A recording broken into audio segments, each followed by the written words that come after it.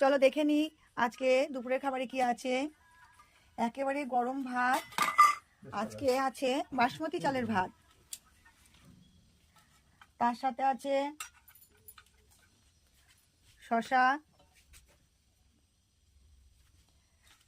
আছে মিষ্টি কুমড়ো ভাজা,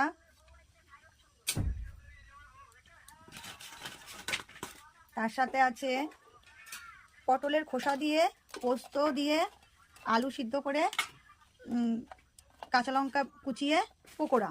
এটা একটা নতুন পকোড়া তৈরি করা হলো। তার সাথে আছে হাতে বানানো আলুর ভুজিয়া, তার সাথে আছে ভাজা মুগের ডাল, আছে পটলের রেজালা,